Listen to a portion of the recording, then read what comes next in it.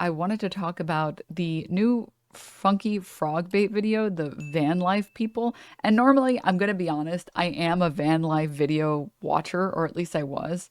There's something very enjoyable about watching someone live in a tiny little space and say that they like it.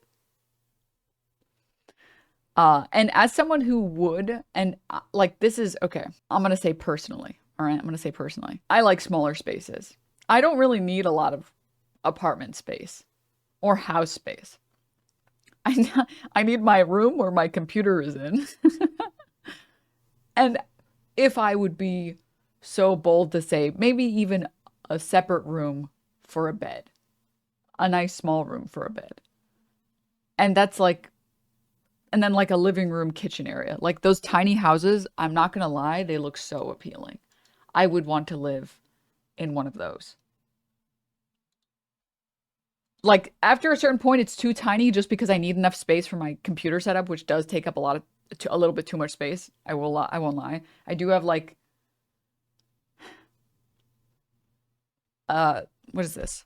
I bought one of those standing desk frames for like $100. It was really cheap. And I bought like a tabletop, like one of these like wood block things. It's like called a butcher block from like Home Depot or something for like about $100, and it's like 60 inches. So $200 for a desk. That's really nice. I'm down, but it does take up a lot of space. But also this is my job, Omega lol. So I have to say, I'm a big fan of tiny houses.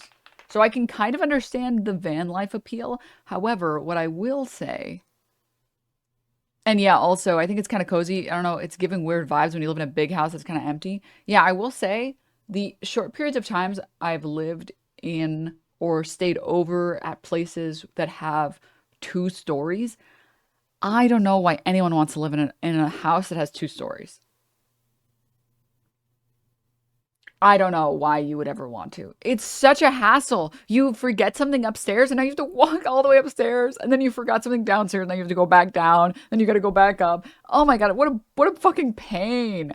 What a terrible pain in the ass, dude. Jesus. Unless it's one of those like this. I'll show it on screen. Where the only thing that's upstairs is like the bed and it's like a lazy ass take. Yes, I'm a very lazy person, okay? You guys should know this by now. I am very lazy. I min-max my life. Okay? I've gone past min-maxing video games. I literally min-max my life. I got into Huel because cooking food took too long. Having to cook a meal every day, multiple every day, that took too long. 117 LL stop. Like this is also acceptable, I think. With like where like the loft space is just for the bed. Oh my dream. The one thing I will say, sorry if you're like 6 foot or taller, because like this is not a dream that's possible for you, I think. But I'm living in my dream. What is this? Why is it like ASMR? Oh, it's like from a movie or something. Okay. I was like, what the hell? What is this, Patrick Bateman? Anyways, yeah, these ones, these tiny houses, these tiny homes, they're so dope. They're so dope. They're so dope. So cool. I would live in one of these. But then again, the one thing is, I feel like I would need just a little bit more space just for like my computer room, for like an office space. That would be the one thing. No room for cat trees though? Are you kidding me? This whole thing is a cat tree. They just the home is a cat tree.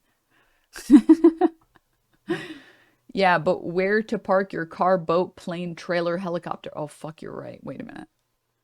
Wait a minute. Wait a minute. I'm also a van life video fan. I fantasized about it for a long time, but after I inherited my cat, it became unrealistic. Yeah, yeah. Maya's tiny house is cool. I think we might have watched it, but I think maybe not. Hi there, welcome to my channel where I take you on tours of unique homes and showcase stories of people living alternatively. In this week's episode, we're featuring a tiny home that's a little bit wild, and that's because it's parked on an animal sanctuary. Maya, the owner of the tiny home and the sanctuary, is going to take us on a tour of the property, introduce us to some of the residents. What the fuck is that? This animal looks like The sanctuary is going to take us on a tour of the property, introduce us to it looks like a creature that you would see in like a fictional universe. some of the residents. It's a fox. It's and a explain lemur. why she thinks this tiny home It's is a femur. the perfect habitat for herself. But before we jump right in, if you Yeah, like and like also, I don't know, I think this is like I need to get my little throat coat candies.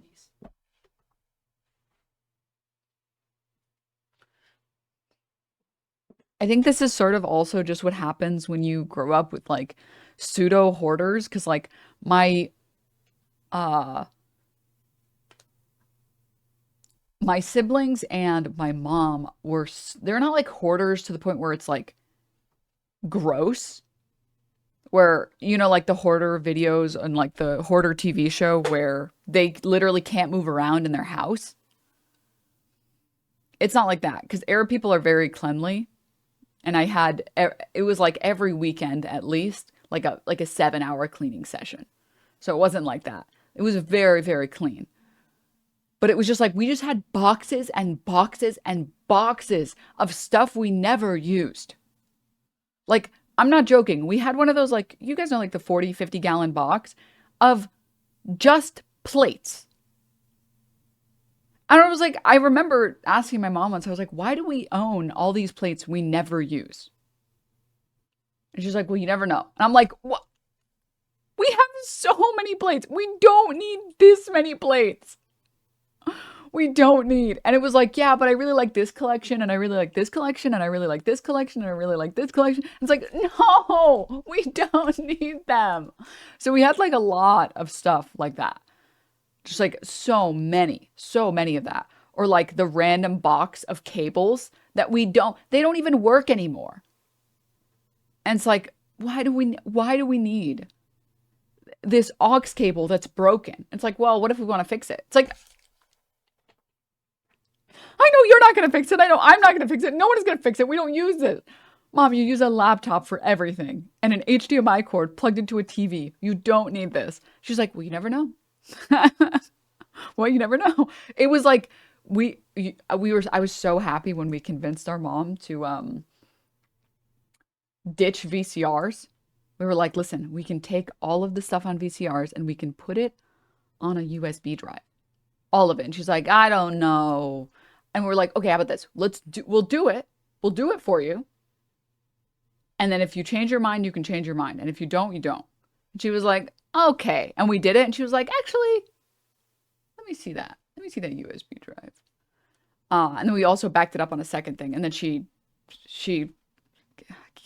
finally threw out the boxes and boxes of VCR tapes. Thank fucking God. Oh my God. It was so brutal. You skipped the DVD section. We didn't really have a lot of CDs and DVDs. We didn't really have a lot of those. Anyways, I think like part of coming with that experience is like you'd hate having stuff. Like the only stuff that I have is basically just decoration for my stream room. And even the decoration that's here, like 90% of it is stuff that has like that I have some sentimental attachment to, like these Fansly gloves were like, they're like a constant reminder. I got to go to Creator Clash and I got to get these little gloves, and that was such a fun experience, and I got to meet so many cool people. Or like the Pokey cookies, when Pokey personally sent me some cookies, they're right here. Or like some of the stuff here are like the little it's supposed to be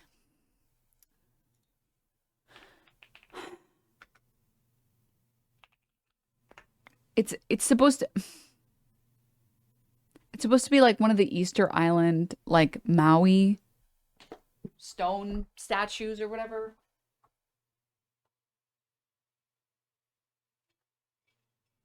Which I thought looked really cool. I went to a tiki bar with some friends and we all got like one of these with our drink.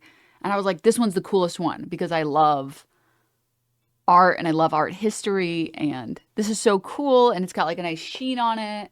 And the other ones were just like tiki bar stuff. I was like, yeah, this one's cool. But the problem is I didn't realize it when I asked for this one, and I was also drunk when I got it. So I was like, that one for sure. I want that one. And we all got different ones. But the back of it just looks like a penis.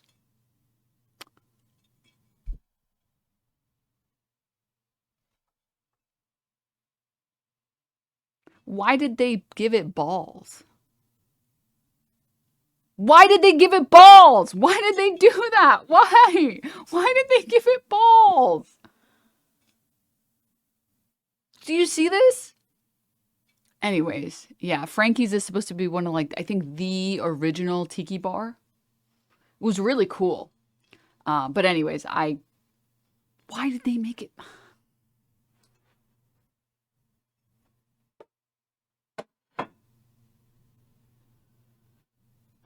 Yeah.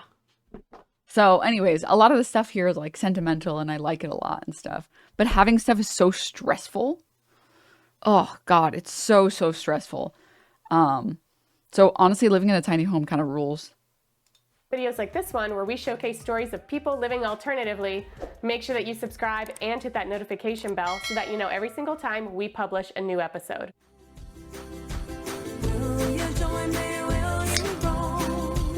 Why the Moai has D&M balls. The model thing for the 2 years. Thank you. Oh yeah, anyways, and then we'll also do Internet Etiquette put out a video called Crying Over Raw Milk, and then I want to do the video on what prison life will be like for Luigi. Spoiler alert, great. And then I wanted to do want to talk about the Germany market attack a little bit, and then I wanted to talk about, if we have time, the honey scam, apparently, which is a scam. I never installed it because it seemed like a scam, but for anyone who's watched any YouTube videos ever, sometimes they will show this product called Honey, which is supposed to save you money, and you install it as like an extension or whatever. And I never installed it because I was like, this just seems like a scam. I can Google Joanne's coupon just fine when I'm looking to save money, okay? I can go to camel.com when I need to see what the lowest price of something actually is. All right? So I never installed it because I was like, I don't trust things that look too good to be true. I just don't. My raw milk customer who comes in every day keeps the raw milk in her car. I'm so scared I'm going to get avian flu. What do you mean by your raw milk customer? What are you talking about here? What is your life? I manage a coffee shop. Why does your coffee shop sell raw milk?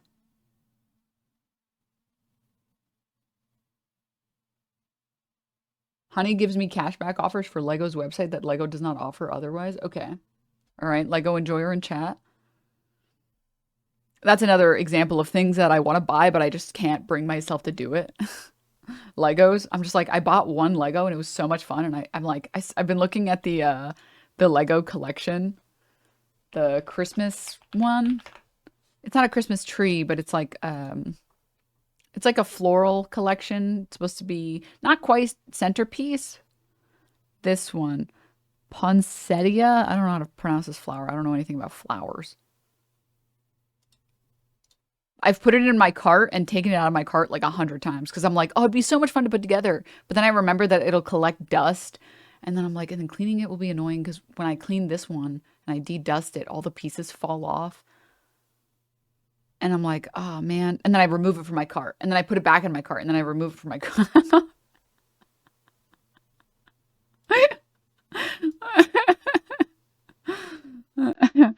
Anyways, let's get back to the video. I live in a sanctuary and I live on site in a tiny house. Oh, it's so cool.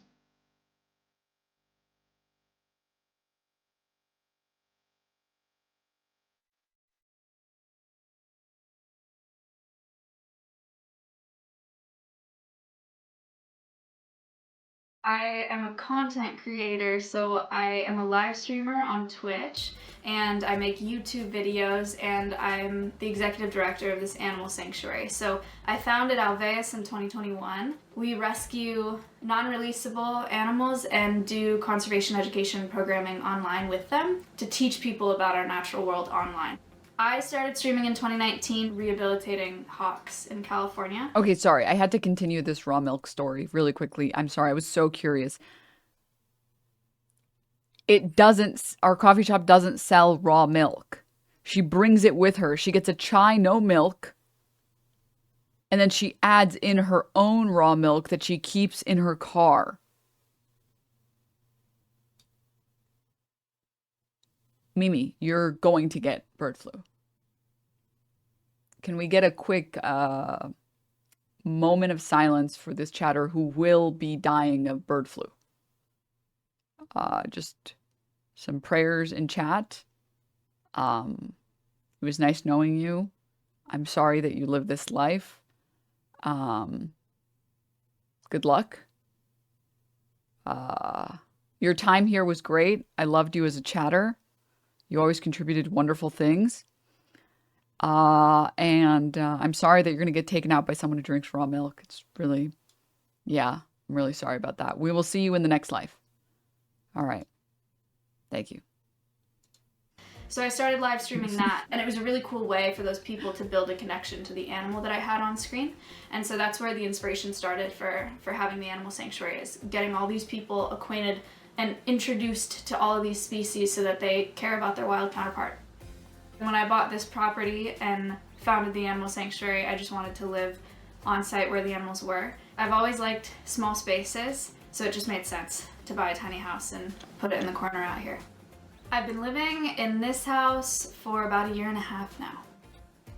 I definitely did not build this myself. I don't think that I could do that. I bought it as is. It was a model home on a lot with a bunch of other tiny houses. So I purchased it there, and then they drove it. Whoa, that's so cool. To my property. This is the one really cool thing about living in Texas. There's so much fucking land that you can actually literally just do this.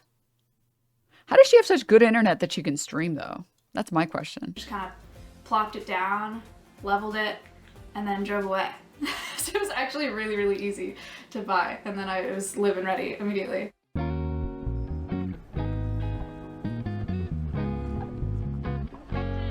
My house is 308. Fun until the next hurricane? What are you? It's Texas. They don't get hurricanes. Huh? I'm sorry. Am I dumb? Does Texas get a lot of hurricanes?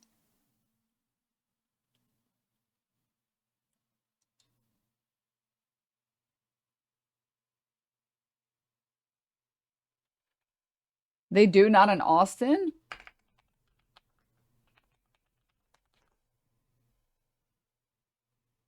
The last hurricane, it says, was 2008. And then the one before that was 2005, and the one before that was 1983. Let me check this. 1980 to present.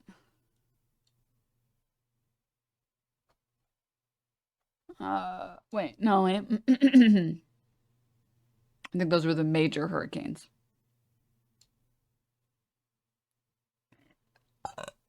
Ew, ew. I can't believe I just burped on stream. Ew. That's fucking disgusting. Sorry. Sorry. I'm sorry. That was fucking gross. Please shame me. Please shame me. If anything, only because it was not a good burp. It was a pathetic one. It was a bitch-made one.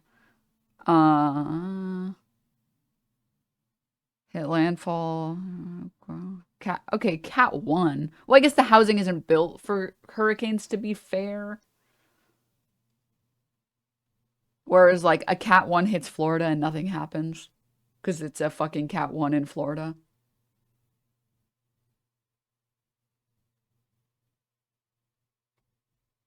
Okay, so it seems like it's more of a climate change problem where this city that was not built for this is now dealing with this. Hurricane Harvey was 2016, Laura was 2020. I wish I could see like a map of like the hurricanes and where they hit.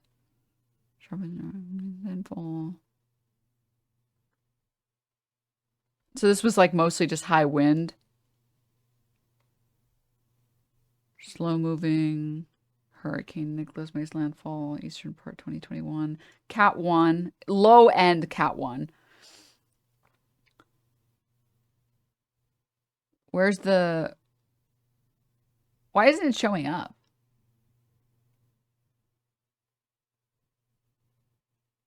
Oh, because it's 2020. Okay. So all of these were like Cat 1s. It seems like if they get any hurricane, it destroys their power lines. But also if they get any snow, it destroys their power lines. They just don't have good power lines. Or a power grid. And I recall this from the last time. That people died because they literally didn't have a power grid. And then fucking Ted Cruz dipped. Let's see the 2016 one. Dankies, Texas is the most fine-out state in the Union. Just wait until the polar vortexes come back this year. Stop. Juggling things in 18 months. Thanks. Texas grid is kind of ass. Yeah, Texas power grid kind of ass. Yeah. Well, anyways. Oh, this clip's on. We'll watch that later. 80 square feet about. So it's 35 feet long by 11 feet wide. When I was picking a tiny house, I really wanted something that got a lot of light, so I was looking for a lot of windows. I think it helps a lot that I have pretty high ceilings, so it actually doesn't feel tiny to me at all. It doesn't feel like a tiny house. And then I was really attached to having a loft. I love small spaces, and I love feeling like I'm really cozy and tucked in somewhere, so I wanted to be able to sleep in a loft. Challenges living with a tiny house. One, I'm already kind of a messy person, and when you have a tiny house, if you leave stuff out on the counters or on the tables, it just looks like you have so much stuff all of a sudden. It looks like there's stuff everywhere. That's annoying. I've had to cut down on a lot of my stuff. Otherwise it But like, I like that. I like that you have a space that holds you accountable on keeping stuff. feels pretty normal to live in a tiny house. It's pretty easy. This is so cool, dude. I'm sorry. Also, that was not, yeah, that loft was really small. That loft was like... On the right over here is my living room. This is my favorite part of the house is these... Maybe I'm... Listen, okay, I have too many nightmares. I eventually would fucking bust a hole in my ceiling from like waking up in the middle of the night. The loft has to be big enough that like I can sit up and still have like clearance. Because I could not, no. I literally just have too many nightmares. And I have too many instances of like waking up because I think I missed my alarm. And I every time I jump up. So I would like just bust a hole through it. Bay windows because there's just so much natural light, and I don't close the blinds ever. I love it. I wake up to the morning light. It's great. I got the couch, we have a little TV set up, my sewing machine's here. This is the kitchen. Also, was really important to me to have a decent sized kitchen because I love cooking, and it takes up most of the house, but that's a good thing. That is a really smart way to build a kitchen, to have a lot of counter space. Just like having it indent in a little bit. This is my countertop dish. I'm not even gonna lie though, like you don't even need a fucking oven. You just need like a tabletop, like not a tabletop, but like one of those really medium to big-ish size convection ovens. And that's good enough. Dishwasher, because I can't have a full-size dishwasher. So it just hooks up to my sink. It's really nice. I have a pretty decent... Like straight up, you ditch the oven and you put a full-size dishwasher in there. size sink.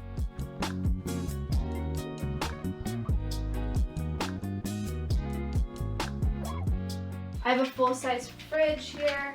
I also did this mosaic backsplash in my kitchen that I'm really proud of. And then this is my bathroom.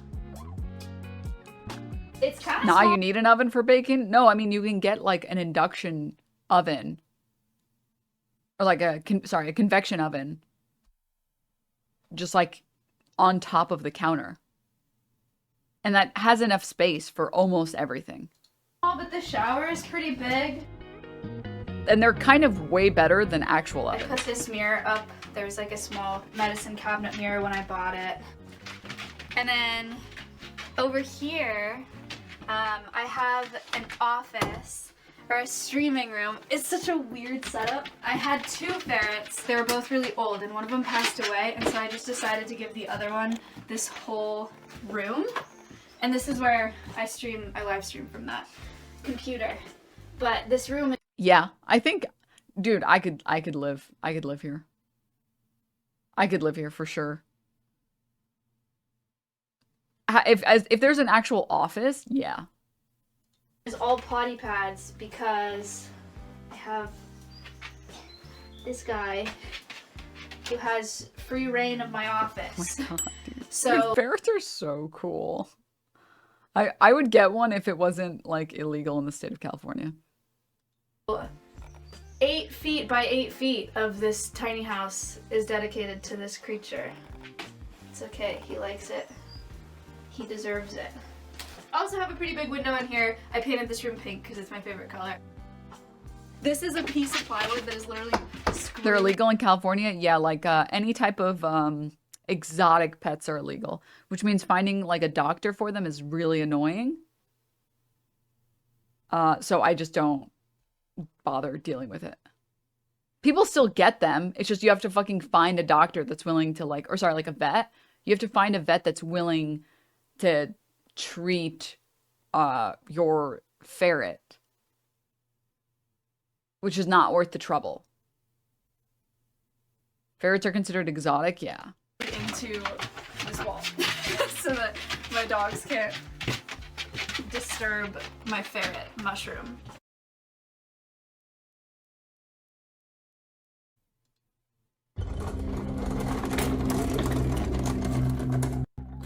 Oh, all of that to say, I think van life stuff is pretty cool. However, living in a van life with like kids is crazy. And kind of a teeny weeny bit wrong, dare I say.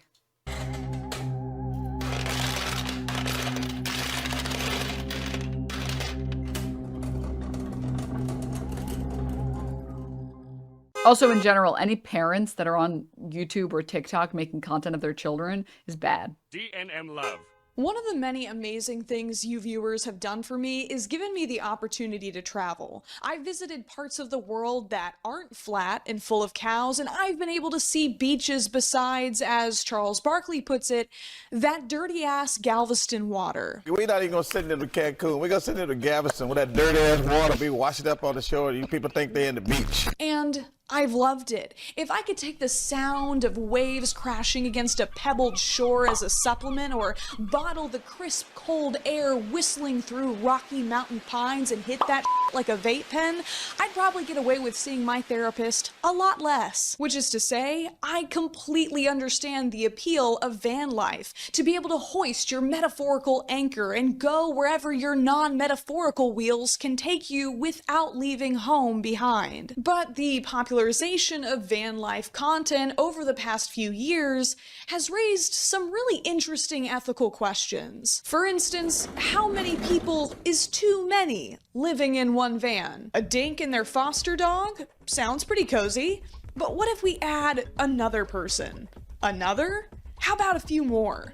Well, as long as every one of those people is an adult capable of consenting to snuggling up like so many sardines in a sexy, slimy sardine can, I don't really see a problem with it. But as with most things in life, this gets a little more complicated once children are involved. Last year, I made a video about a concerning type of content interrupting my feed of sepia-toned travel vlogs set to calming music and tan-tattooed women decorating decommissioned kidnapper vans that I used to let my brain wander the country while my feet stayed firmly planted under the desk at my 9 to 5. Children carted around like carry-on luggage with less square footage than our country's worst criminals, while TikTok users were voyeurs to their monetized misery. Children whose comfort and privacy were sacrificed for a new, groovy, alternative lifestyle their parents had chosen for them with no ability to opt out. That video has more views than anything else I've posted to YouTube. It basically jump-started the channel and is the reason I finally left my respectable grown-up job to do this reputation-ruining bullshit.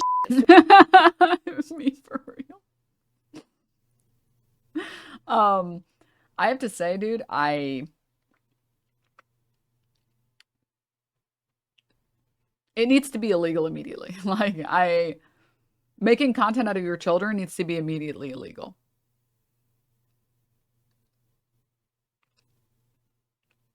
for a living. Please like and subscribe to keep a future unemployed influencer off the streets and out of your neighborhood. But that was 2023. I do think, like, if you have a child under the age of 16, their face should be blurred and they shouldn't show up for more than like 5 or 10% of your of your video. Because it's like, I'm not unreasonable. Okay? Or like, for example, streamers, right? Like, I understand if you do streaming content, if you have a kid and they show up on camera, like, I don't think that the government should just fucking you with 2 bullets to the back of the head immediately. But like, you should be putting in as many measures as possible to not have your kids on the internet. Because they can't consent. Like, they don't understand what they're doing. FunkyFrogBait 2024 FunkyFrogBait is smarter, stronger, hotter, has more subscribers, and much cooler hair, so I'd like to take another crack at this topic. While I still like my original video, there's a lot I would have done differently, and today I want to take a more empathetic approach with some extra cinematic flair. So I hope you've grabbed some snacks and emptied your bladder, because we have a long road ahead. Wait, hold on, wait.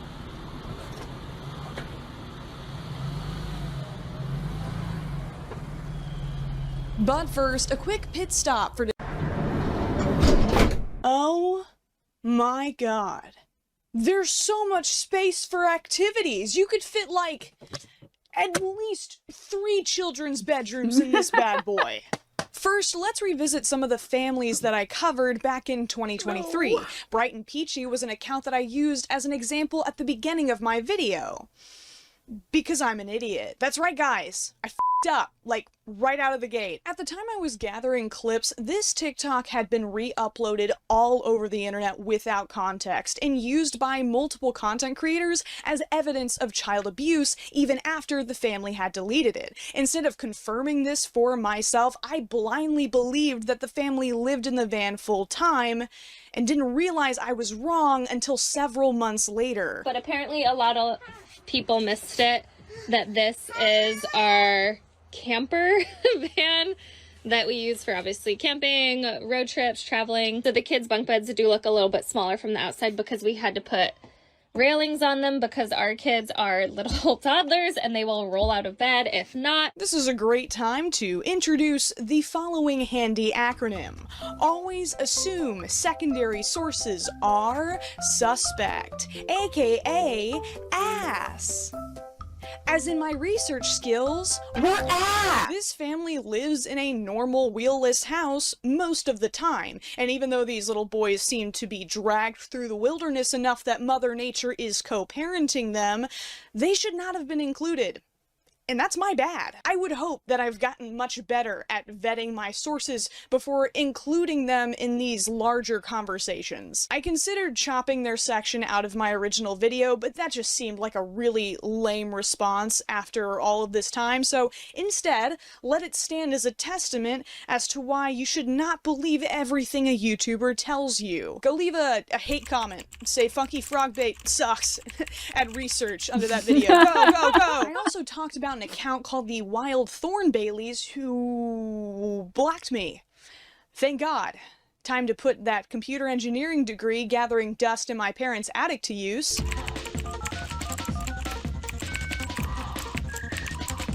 Me with my accounting degree, every time I have the opportunity to talk about anything related to accounting, I'm like, yes, I can use this knowledge. Yes! Finally!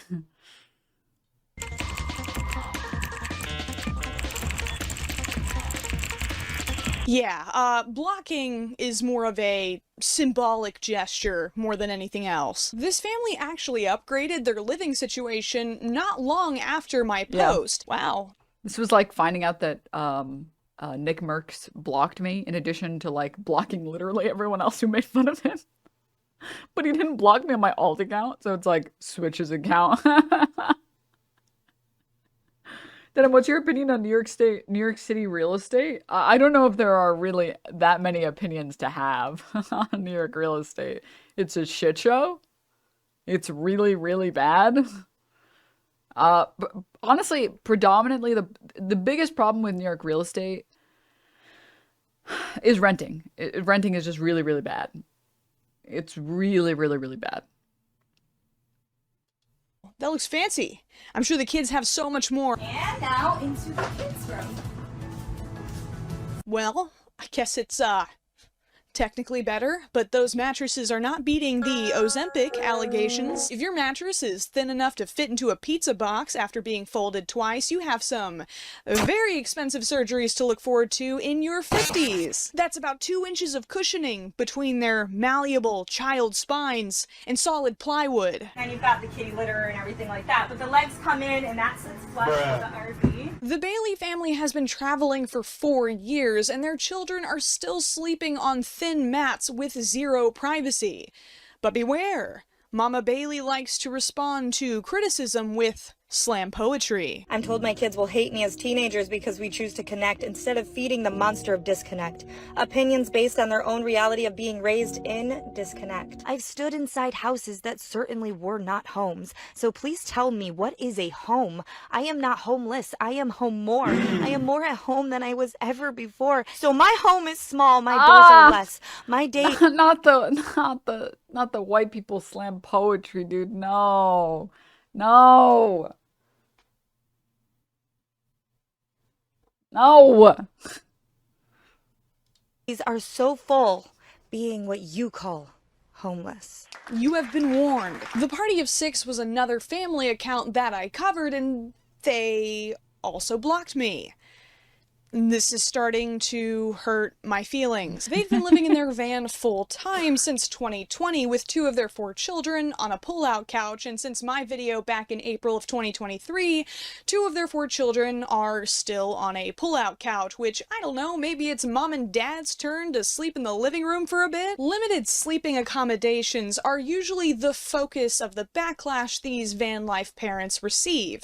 These vehicles are designed to be short-term living spaces, not permanent homes. The Little Orphan Annie starter pack is perfectly sufficient for a summer's vacation, not to grow up in. For van life kids, the vacation never ends. Which is a lot less fun than it sounds. So this is the kids' bedroom. I find it really spacious. It's an uncomfortable enough situation that a teenager might even request to stay in a hotel room as a birthday gift, something that an account called Family of Nomads self-reported before quickly taking down the video. For Addison's 15th birthday, the only thing they wanted was to go to a hotel. A lot of comments. No. Described these kids as blessed or lucky to be able to travel, calling me privileged for even considering that their situation could be potentially abusive. And yeah, it's super cool that they get to visit like every national park in the US, but it would also be really cool if their bedroom didn't have that galvanized square steel setup. So, is every child who lives in a mobile home being abused? Absolutely not. According to manufactured housing surveys conducted by the US Census, an estimated over 20 million people live in trailer parks, and a lot of those people are parents doing their best. I personally know people who have had to give up housing to move into trailers due to financial hardship, and they didn't whip out the vlogging equipment to celebrate. In contrast, many of these full-time van life TikTok parents gleefully describe how they left their jobs, sold their homes to uproot their families, bragging about the comfort and stability they sacrificed when it's their children's future being thrown under the bus. Or the van. Hi there, we're the Jones family, and we sold everything to focus on what really matters to us. They glamorize and promote a living situation that so many families have been forced to accept.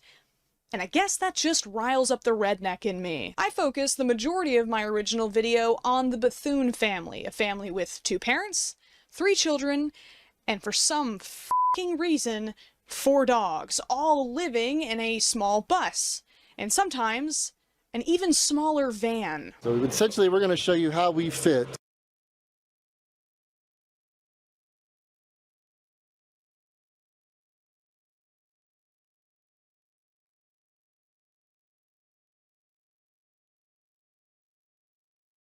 What if,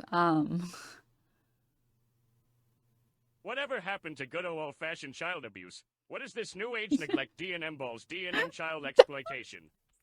Please tell Wormy I can't get her order cause what she wants is illegal and this country mayor cat still gets his dynamite. Stop. That thing must smell like shit. With 4 dogs in it? Yeah. Because I've seen like, I think maybe one van video where it's like a woman and her dog. But I think with like one person and one dog, I think you can manage. Especially because I think the dog in the video was like short hair and it was like a medium-ish sized dog.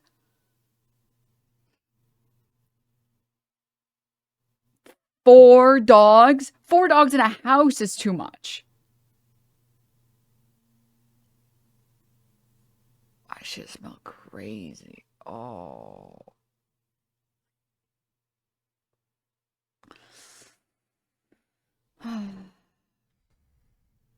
See, this is too far. Permanent living in a small van with kids. Well, it's not even, for me, I think the problem is I don't even care that, like, someone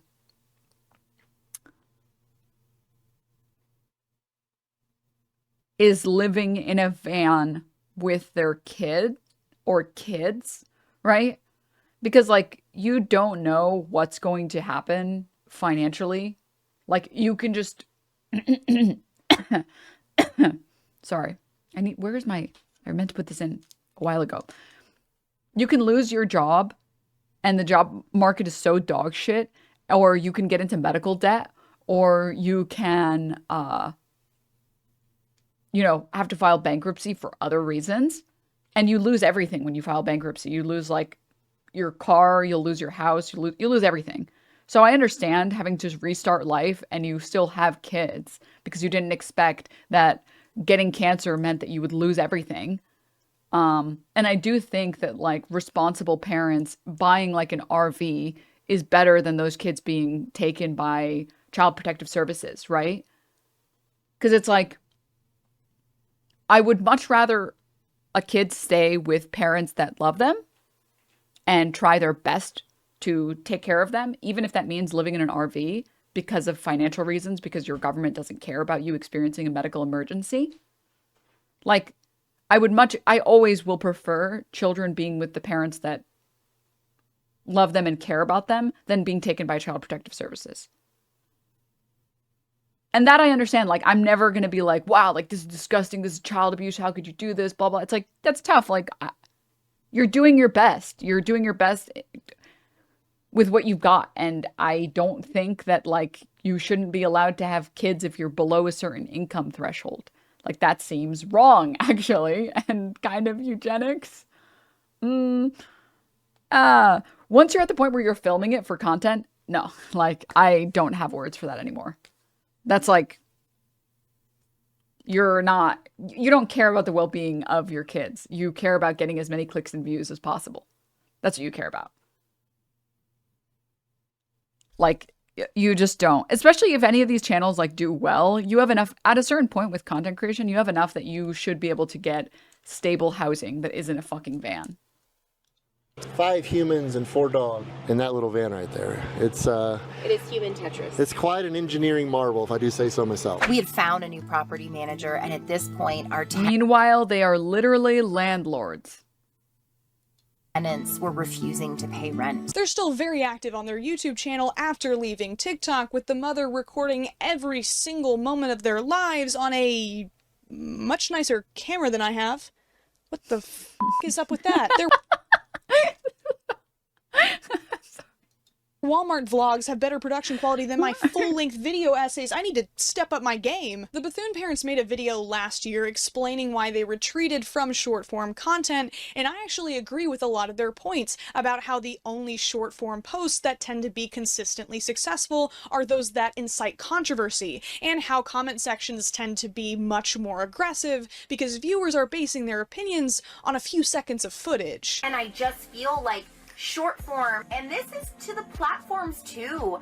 allow people to be bullies, to be trolls, to hurt other people purposefully, and there's no recourse with that. But this is also just a convenient way to write off any and all criticism as hate. In fact, you'll notice that a lot of these van life accounts seem to have more posts about their haters than about living in a van, as if they weren't the ones to invite strangers behind the wheel. We don't want to put out triggering content, especially ones that we had to use our kids to gain views. One person even remarked sexually about Molly, our daughter. They admit to It's almost like you shouldn't be showing your children on the internet.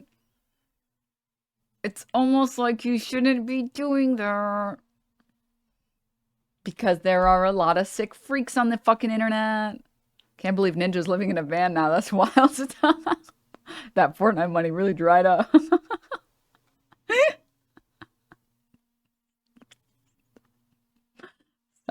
Stop it. Stop. Oh, God. Anyways. Yeah. Just like...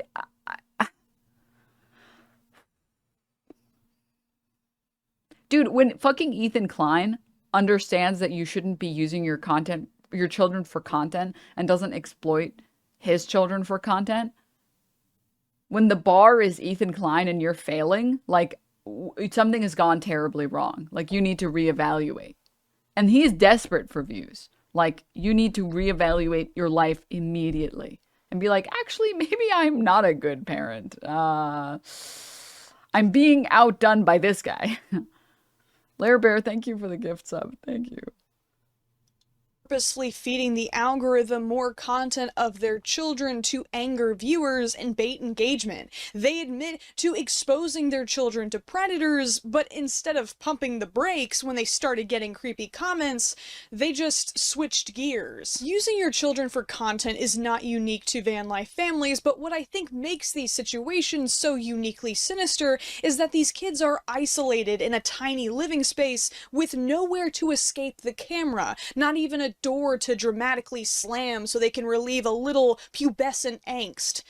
A curtain is just not the same. I can't imagine how deeply humiliating it would be to have your childhood documented without your consent and know that it'll be in circulation on the internet forever. But we as viewers are kind of placed in this weird conundrum where we almost have to be thankful that these kids are being exploited so that we can at least keep tabs on them. As one commenter under my original video pointed out, as an abused kid, this kind of life makes child abuse so easy and very hard to track or report. But here comes a new challenger from Europe, an account called Wild Family Life with 3 children living in a tiny camper with their mom, her boyfriend, and her ex-husband. Trigger warning, white people with dreadlocks ahead.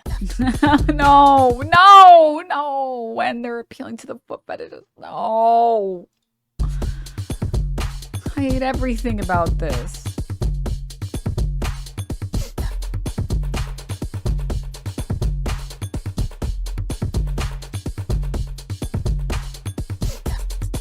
Have you ever watched a video that you can just smell? It's like a whole scroll and sniff experience. This is usually where I'd make a cuck chair joke, but there doesn't appear to be enough room for one.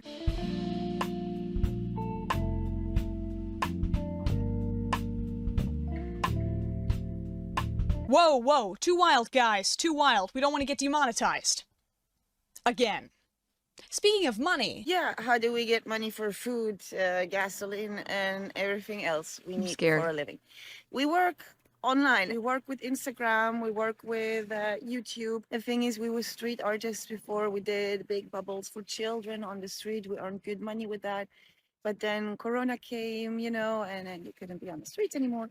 So we started Instagram and YouTube. For some reason, it started to work, which I'm very thankful for. You see, this is why so many of these families continue to post despite overwhelmingly negative feedback. It's often the main source of income funding this lifestyle. After all, it's kind of hard to clock into a 9-to-5 if you're in a different time zone every other week. One thing all these van life families have in common, they all homeschool because logistically they have to. When the comment section inevitably has questions about how the children are taught, the parents often give concerningly vague answers. The school thing, yeah, we follow some kind of curriculum.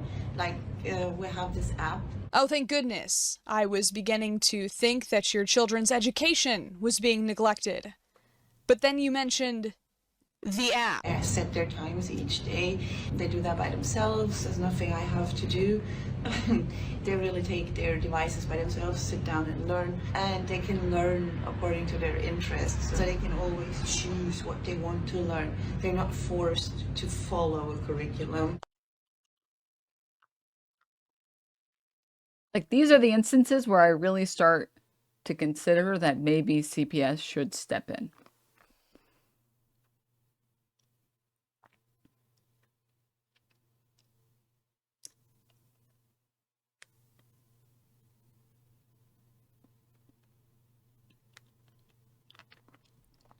Your kids literally will not learn how to do basic arithmetic, how to spell basic words, how to write full sentences, how to read anything higher than a first grade level, how to socialize with other kids or eventually adults. A lot of these parents stress the importance of self-directed and situational learning, but this is kind of code for I don't want to sit down with my kid and figure out how many apples Johnny has if he gives 2 away to Sally while we both cry from frustration. Math is math. Math is math. Our kids have never been to a school. We do something called unschooling, or road schooling, world schooling, homeschooling. The way this education works is when our kids are interested in something, like our son really wants to learn how to make games. He's in a class to learn about coding for games like Minecraft. Taking your kids' interests into account is great, but you're a parent, so you have to be the bad guy and provide them with structure too. Most kids are not going to naturally love learning fractions. And if they do, they're a weird, nerdy little kid, and you need to bully them. Look, if they're not going to go to public school, they have a lot of peer pressure to catch up on, okay? Ops are crucial for developing social awareness. Am I allowed to say ops? Am I too old or too white? Or both? Comment down below. At this point, a lot of YouTubers have made videos on this topic, and a lot of them took a very strong stance. I feel like she should get the pass for ops. I feel like, obviously,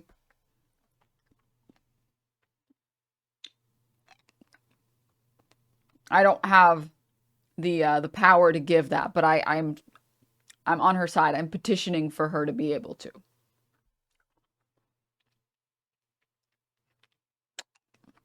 From my understanding, Funky goes by all pronouns. No? Am I wrong?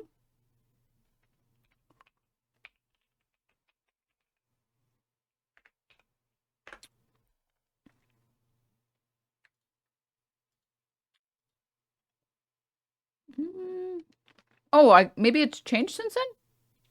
I went on Instagram and I saw they, them, so I will be more accurate and use they, them. I could have swore the last time I had checked this, it was all, but clearly I'm wrong now, so. Against the entire concept of homeschooling, implying that anyone who is homeschooled just turns into a total freak, which, as someone who is homeschooled, I take offense. Because they're right. But counterpoint, though this does not extend to our European friends, the US public school system can kind of suck. It often, especially in low-income areas, fails to set students up for success, ignoring individual strengths and weaknesses, funneling everyone through the same gauntlet of standardized testing into the workforce like so many cows shoved through a chute, and often facing the same fate of devoting their lives to making hamburgers. That is, of course, if they manage to not get shot before their high school graduation. It's a system that certainly does not provide enough support I grew up in a circus and I was homeschooled. It was better than going to a different school every week, but I had to follow a curriculum. And have a teacher visit me 2 times a week. When we finished touring, I went back to school and I was further ahead of my classmates. Well, yeah, I mean, this is the fucked up thing about homeschooling or any type of alternative schooling. It doesn't take a lot to be better than public schooling because public schooling is really bad. At the very least for Americans, public schooling is really, really fucking bad. If only because you don't have catered schooling for you. Like, I could have achieved so much more if I had personalized teachers for a lot of my classes because I was always super ahead in my math classes and I was bored. I was bored in class. I was like, yeah, I get this. And we would spend weeks on something that I understood fully. And then when it came to history, I had such a disinterest in it. I just didn't care. And that would be an instance where I needed a teacher that really showed me why to care about these things and why I should enjoy this subject and all of the wonderful things about it. And I needed more attention and effort, right? Whereas the attention and effort I got in like math was not necessary. I already enjoyed it. At a certain point, I already enjoyed it, right? So like it doesn't even, I feel like it doesn't take that much to provide alternate types of schooling. If only because having one person, like being one student or 2 students and getting one teacher that gives you curriculum just for you, it's catered to you and your level. My public school was good, but I was in a rich liberal area that cared. I mean, my public schools were all pretty decent. It's just like sometimes you can have really good public schools and like your teachers are mediocre, right? And it's still a class of 30 students, right? Political streamer doesn't like history. Well, I just didn't care about a lot of like, I think if my history classes were more focused on like modern history, I would have liked them more. Because once I took political science classes that actually focused on American history over the past like decade or 2 decades, I actually really enjoyed it because it felt like shit that impacted me. But we took so many classes where it's like, here was the battle that was fought in France for this, and here was the battle that was fought in England for this. I was like, I don't care about this shit. Like this, I don't want this information in my brain, and it's not going to stay there either. Whereas every class that I had about like, so I remember AP US government, where you would learn about like bills or whatever.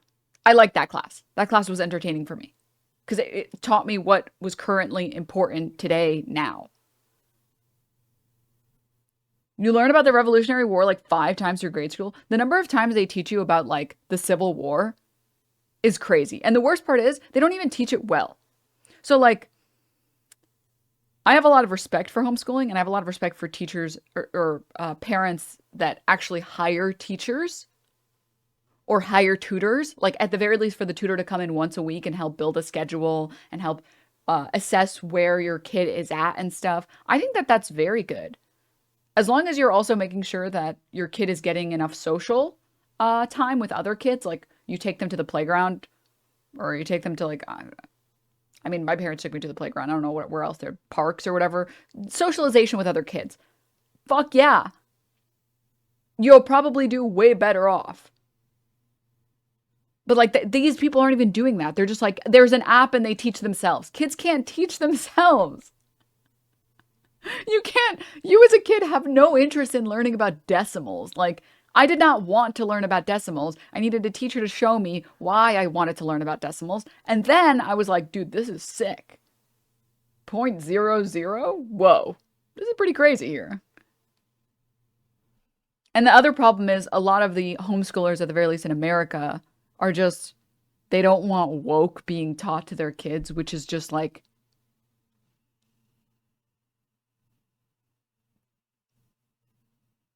gay people exist?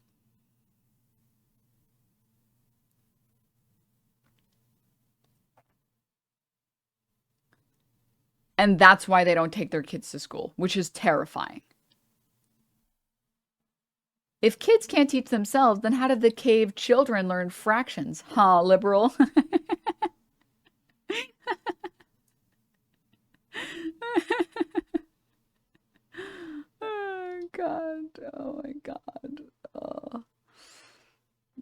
100% of the people in this video are liberals. You have to understand that there are a lot of instances where horseshoe theory is real. Okay? That as many liberals that exist that are just too hippie and are like, they don't need those skills, it's fine. That just they do the unschooling or whatever. There's just as many like QAnoners who think that the school is going to teach them conspiracies, so they don't do that. And instead they teach them that Adam and Eve created the entire population and the Big Bang Theory isn't real. Like, both of these groups exist.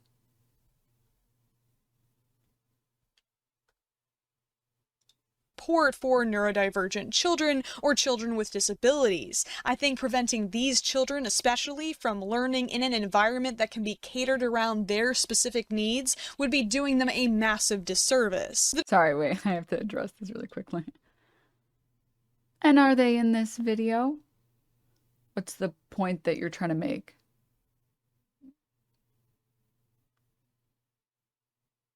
Because they're not in the video, I can't make fun of them?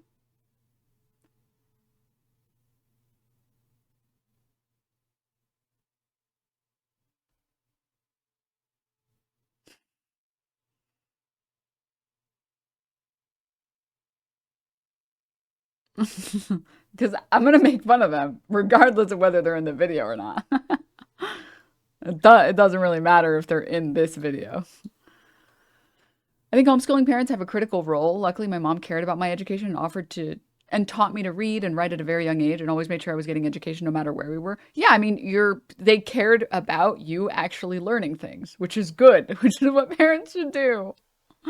The Department of Education is probably going to be defunded soon because of, reasons, when teachers have already been fleeing to other occupations, so we can safely predict that these problems are only going to get worse, and private schools are not an alternative that the average family can afford. But there is definitely a layer beyond these reasonable fears motivating these van life parents. Strong religious influences fostering distrust in all social programs and a rejection of community outside of the immediate family unit, a preference for natural living and tradition over modern science, all of these crunchy beliefs coming together to make the perfect trail mix for a life that takes that one Rascal Flatts song a little too seriously. I've witnessed the full spectrum of homeschooling outcomes, okay? You can consider me an expert. I've seen homeschooled kids who have excelled in life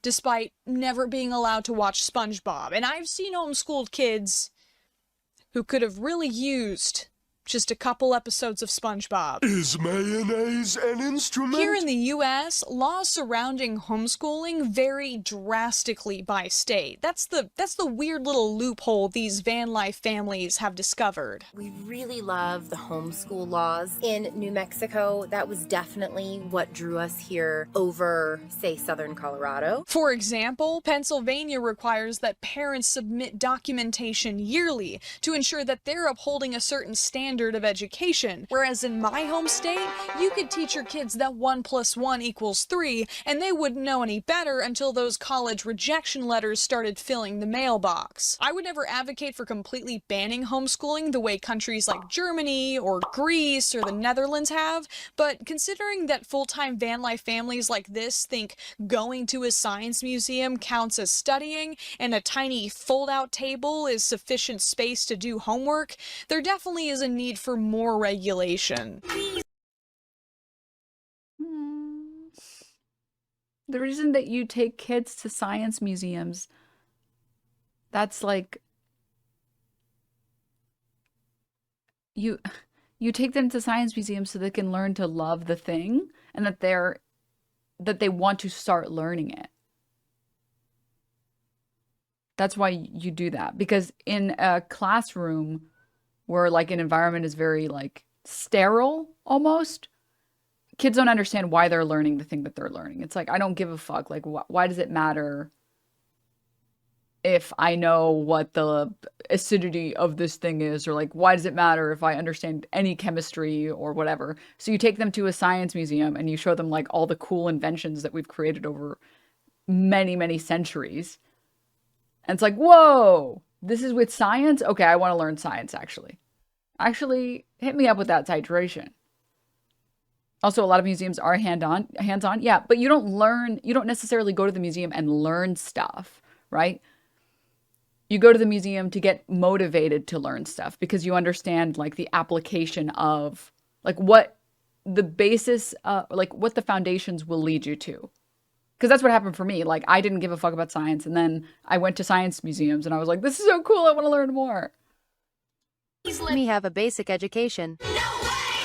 One of the most extreme cases that I covered was the Happy Caravan, a family of 12 living in a 30-foot trailer with so little space, some of the children had to sleep on the floor. This situation thankfully only lasted for 2 months while the family was transitioning from San Diego to San Francisco. But if I had been forced to sleep like Saddam Hussein hiding foot to face with my siblings for 2 months, the weakest ones would not have survived the journey. The Happy Caravan is now a family of 13. Yep, they spawned in another one, living in New York, where 2 of their children attend Juilliard and 1 of them attends the Manhattan School of Music. This seems to be the brand-friendly, predetermined route that the parents have chosen for their kids, with their quest markers set at birth to stringed instruments and prestigious performing arts colleges. I mean, come on. You're telling me not one of these kids wanted to pick up the bassoon or something? You might be thinking to yourself, how can children in such a large family get all of the resources they need for healthy development?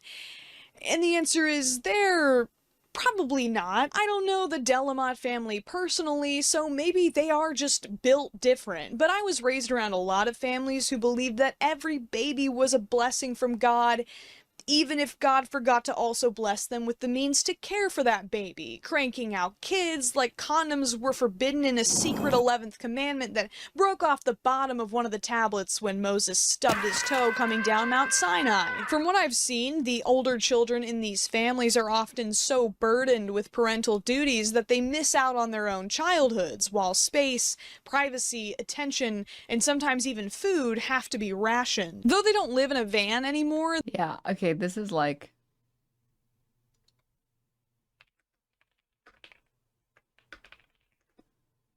I don't know if this is like my most, sometimes I don't know if something I'm going to say is controversial or not until after I say it and then I regret it or I don't regret it. But like, I do think that having more than 6 kids, that almost starts to feel like abuse.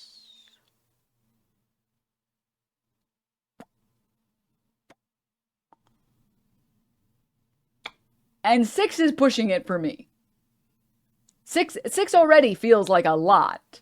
6 is already like, I don't know if you even have the ability to take care of 6 kids. But I just wanted to pick a number that maybe most of us could agree with.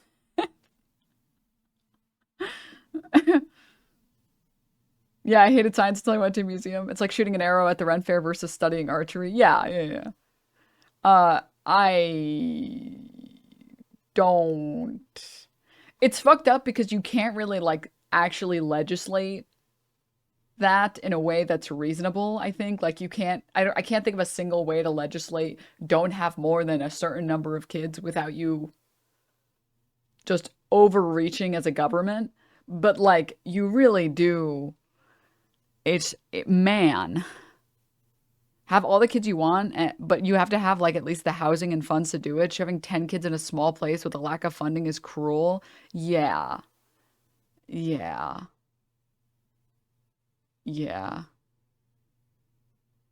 My grandfather had 17 siblings. My eldest sister has 5 kids. I mean, I think if you have a big enough house, especially if you live in like the middle of fucking nowhere where like houses are really cheap. Yeah.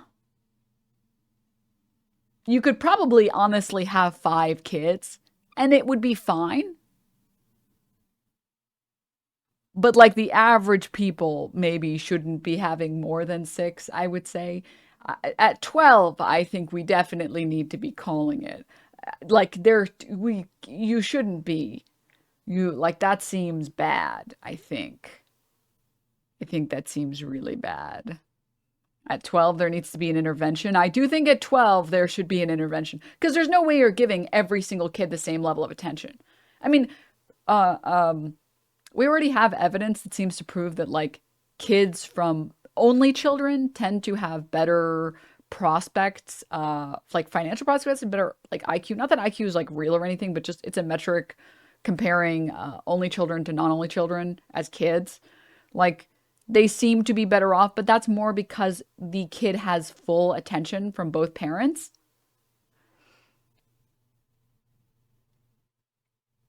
As opposed to even like 2 kids or 3 kids. There's no way you're giving your full attention when you have 12 kids. I just don't believe you. I just don't think. You just don't. You can't. There's no way. At some point also, your older children are doing half the parenting for you. The apartment is still very crowded. And yeah, sorry, this is something that, like, this is an opinion I have now that we have easily, readily available birth control. Obviously, nothing you can do if, like, there's no birth control and, like, accidents happen, like, but you don't want to have an abortion, and abortions aren't even legal. Like, what do you do at that point, right? Yeah. But, like, we have very safe birth control. Like, very, very effective and safe birth control in our day and age.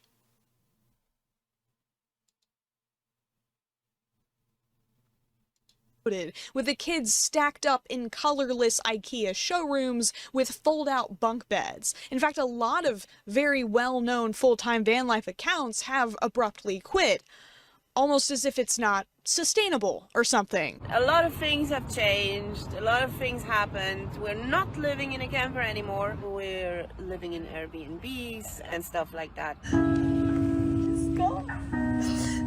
It's gone.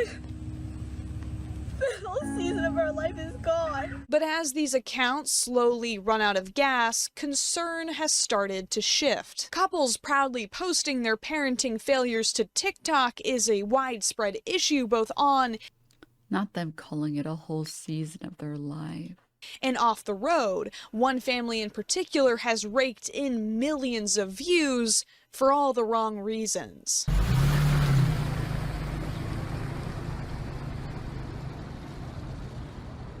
An account under the username Resilient Jenkins features a family of 6 going on 7 in a 1-bedroom apartment. After multiple posts begging her viewers to make her videos go viral so that her husband could, quote, hump away to give her more babies, Stephanie Jenkins got her wish. But in the way a mean-spirited genie might grant it. The account did go viral after TikTok users realized that while the 4 children were sleeping on mattresses in the living room with a blanket nailed over the front window, the parents were enjoying the privacy of the only bedroom, comfortably furnished, with a PS5 and flat-screen TV for dad. Viewers were even more outraged when they realized that the husband, Andrew Jenkins, had another child he'd abandoned from a previous relationship. Let's adjust the child support thing. Child support? Okay. The child support and child. I have the one other child, Anthony. I've been paying child support via garnishments ever since I can remember. Hey man, how about we put the controller down and 360 no-scope some financial responsibility? How about we get the high score on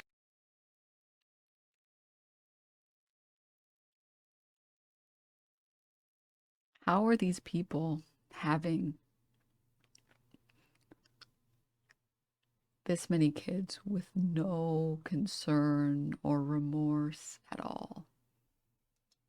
being a father to those kids? But with the floods of negativity came opportunity that the parents quickly took advantage of. The kid situation did begin to improve, but only because viewers bought gifts from the family's Amazon wish list. This didn't stop Andrew from taking credit for the shoes strangers bought for his children, of course, while Stephanie praised him for being such a good, hard-working father. But since your husband is just working so many hours and breaking his brain to calculate the needs of his children. Let me simplify the equation for y'all real quick. Poverty doesn't make you a bad parent. I'm also just going to say really quickly, never trust anyone who says that they work so many hours. Like specifically content creators that say that. Because content creators that actually do work that many hours never say that. They say that they really love working and they're kind of a little too addicted to it. They never talk about it like it's a bad thing. They never say, oh my God, I just work so many hours. They never do that. Content creators that, like TikTokers, YouTubers, whatever, the ones that do work a lot, again, they literally say, I'm addicted to it.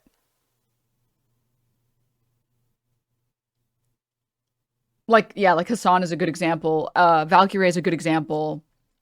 Cutie probably is a pretty good example. Or they'll say, like, I'm just so busy.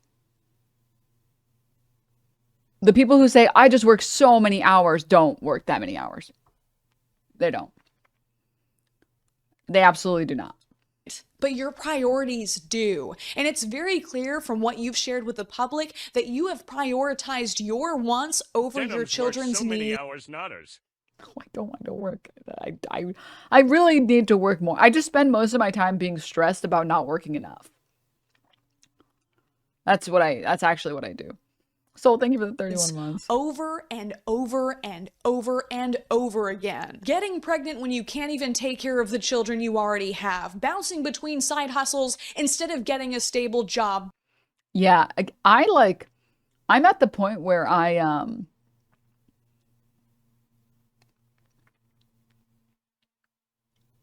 Hassan once said the only thing I don't stream is when I have sex. If I could stream that, I would. No. I'm at the point where like I definitely, besides the physical part of it, I definitely don't want to have my own kids.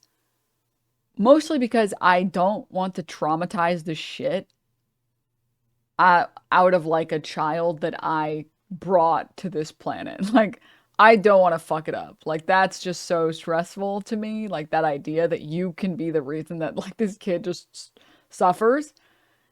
I am down, however, to go to to like a foster home and nab one of those ones. Cause it's like, I didn't even make you do it. I'm trying my best here, man. Okay. I'm trying my best. I'm doing my best. Okay. Just we have a complaint, file it. We'll get to it right away. But listen, I'm doing what I can. And as far as I'm concerned, when the bar is like, not like the bar, but more specifically or more accurately, like foster kids have such low, or it's such a low chance for positive prospects later in life that honestly, if you can help a foster kid just by giving them a safe, stable environment, with like their own room, and you try your best to care about their health and their education, you've already set them up so much better. Like, you've already improved the quality of their life so much, as opposed to if they had just stayed in the foster system. And like, that is like, okay, whew, I didn't give you any genetic problems. Not that I don't think I have any genetic problems, but now definitely I'm not the one that gave you these genetic problems, okay? And I'm actually helping, you know? I'm actually helping here. Because the alternative is potentially just sitting in the foster care system for years and years and years and years until you're like 16 and then you have to fend for yourself. Right? And then also like there's like the personal, I just don't give a fuck about the whole like legacy thing or like having my own kid. Like, I don't, oh, it's a mini me. Like, I don't give a shit. That doesn't matter to me. I don't see the appeal. Like, I'm good. So, having your own kid, you could potentially make the world worse. Fostering a kid, you should theoretically, just by giving them a loving home and making sure that all their needs are taken care of and giving them a safe, stable place with their own room, you should be those things alone you should be making the world a better place. So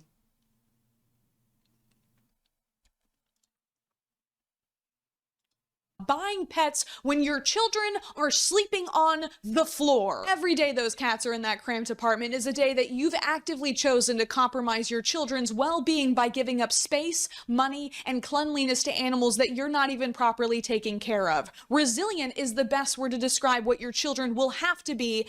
As someone who's in the foster care system, adopted, even some adoptive parents are narcissistic and they do it for the wrong reasons. I go through a lot in therapy. I've been working to become a better man every day. Sometimes I wonder if growing up in the foster care system would have been better, but I do know that that possibility is not the case in every situation. I should be grateful. If anything, if you do anything from adopting kids or whatever, you should do it with your heart, not your head or pride. Yeah, I mean, the reason to do it would be the goal of making the world a better place, right?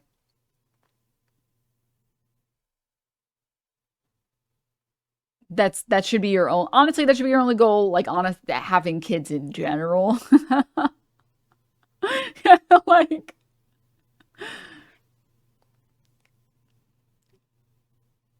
right?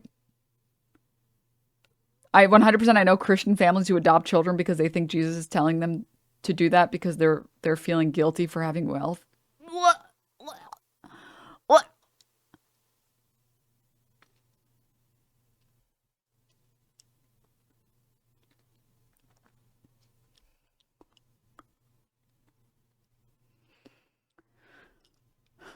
Yeah, it's disgusting, dude.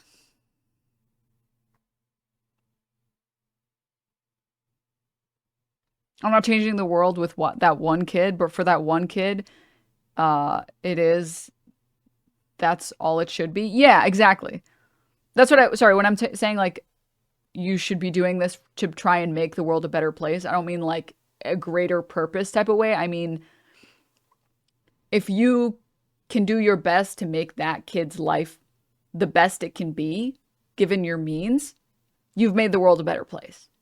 That's what I mean by that. Like, if you can just make one person's world better, you did it. Which is also, I think, how you should live your life in general. Like,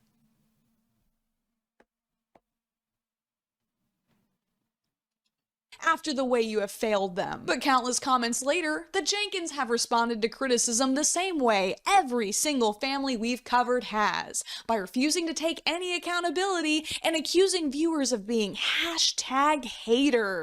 I never took nobody's viral moment to try to get my own, especially not slandering their name. But go ahead, keep on posting your updates about my family and building your content and all your base of your followers off my back. Go ahead. Now low-key try to put a snake between me and my man, but we step on that thing's head together. I saw some shish about my family in previous videos, but we have our ups and downs like any family do. But when it comes down to it, I know they have my back. I think she cycled through, what, 3 different accents in that clip? Is there also a dialect coach on your Amazon wish list? But as Stephanie continues to milk money from TikTok Shop, viewership has already started to dwindle. You see, I'm way behind everyone else. They've all done their TikTok stitches and video essays already. They've moved on to the newest parental pariah, Nurse Hannah, who became the center of controversy after she filmed the 17 dirty diapers left around her house. Let's pick up all the dirty diapers I have lying around my house right now. So I'm counting just 4 diapers right here on the coffee table.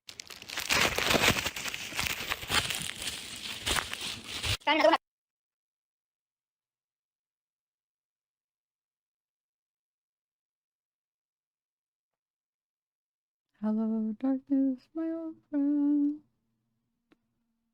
I'm here again. Why are you not putting the dirty diapers directly in the trash? Why aren't you putting them directly in the trash? Why? Why wouldn't you do that? That's crazy to do that. Why wouldn't you just do that? On the couch. Oh, found 2 more. Okay, so by the way, I'm seeing 1, 2, 3 diapers. That's 8, 9, 10. We got 1, 2, 3, 4, 5, 6, 7. I think if I counted right, that's 17 diapers lying around my house. No wonder my house friggin' stinks right now. No, she's just doing it for she's just staging it. Why would you pretend?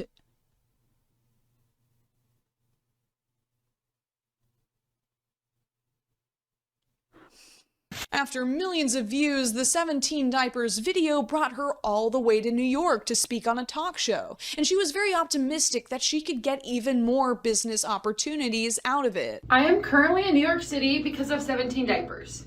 I am now known as the 17 Diaper Mom. That's probably gonna follow me forever. I was on a talk show yesterday.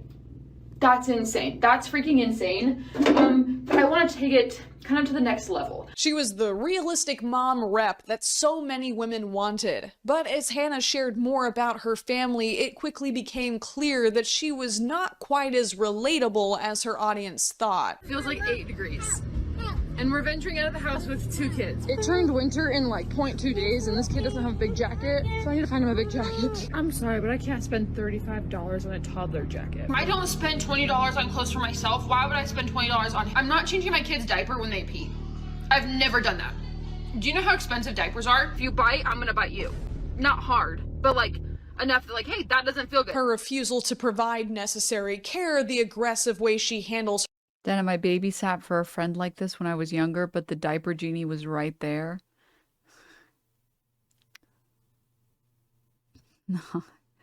No, parent that puts the diapers in, and then the parent that leaves diapers out isn't real. It can't hurt me. It can't hurt me. It's not real. It's not real. Her children, and the multiple clips of her oldest flinching away from his own parents indicates problems far worse than 17 Wait, diapers. what was that clip? Cheap Eats in Vegas Part 1, $9 way lobster she handles rolls. her children, and the multiple clips of her oldest flinching away from his own parents indicates problems far worse than 17 diapers, with commenters even comparing her to ex-family vlogger Ruby Frankie is absolutely comical. It's hilarious, really. We live in a world nowadays where people will turn nothing into something. But after a while, people are going to get bored of her too and move on to someone else with no lessons learned and nothing changed. When posting child neglect results in being rewarded with gifts, money, and attention, how can we expect anything different? I mean, Hannah literally got— At Denims, I used to work at a preschool, and the director used to tell me to bite the kids back if they bit me. Well, honestly, I mean, I think, I don't want to say that makes sense, but like,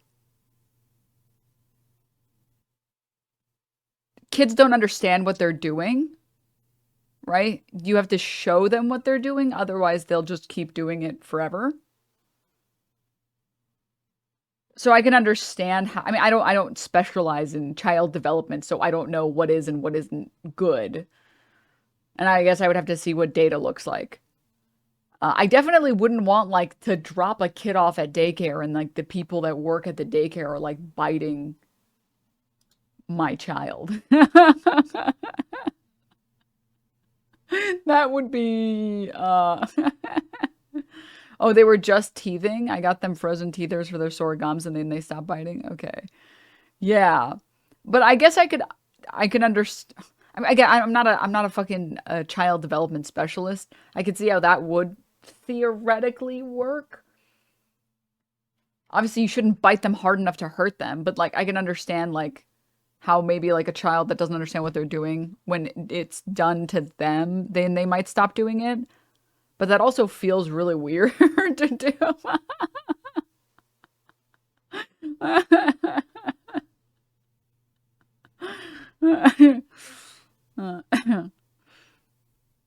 Not verified by TikTok because she was raking in so many views. I've been making content for that platform for years. Whose child do I have to neglect to get my verification badge, TikTok? There will always be Nurse Hannahs. There will always be Jenkins, and there will always be van life parents. And right now, with the way the internet works, they're incentivized to get worse, not better. So what do? Do we keep responding to this type of content, knowing that the parents profit from it? Do we ignore and keep scrolling, leaving these kids to their fate? Do we appeal to available government services, despite the fact that they so often mishandle these cases and might put the children in a worse situation? It's fun to call out wannabe influencer parents, to make jokes about how selfish and delusional they are. I felt like a real hero after I put out my first video, as if I'd somehow saved these kids by writing writing snarky jokes in my bedroom. It's a lot less fun to acknowledge that countless children who live in your neighborhood, who go to your school, who you see every day are mistreated in vans, apartments, and houses all over the world, who don't have enough space, who don't have enough food, who don't have enough love in their lives. It's a lot harder to make jokes about that. You can't fix that by leaving a comment under a TikTok you don't like. You can't fix that by making a video essay. I've been working on this video on and off for the past year, and I'm still not happy with it because I don't have an answer. Whoa. And I definitely don't feel like a hero. This is always something that surprises the shit out of me when YouTubers are talking about how like one video actually took them like months and months and like hundreds of hours. It's like, damn, this doesn't feel like it takes that long, but yeah. I just feel really frustrated and helpless. But what I can do right now is put some resources in the description that I've been looking into.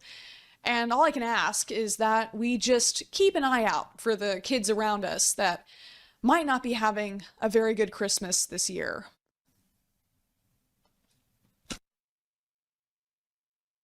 Hey, where did everybody go? That was a good video. What's their channel name? FunkyFrogBait. Please, here we go.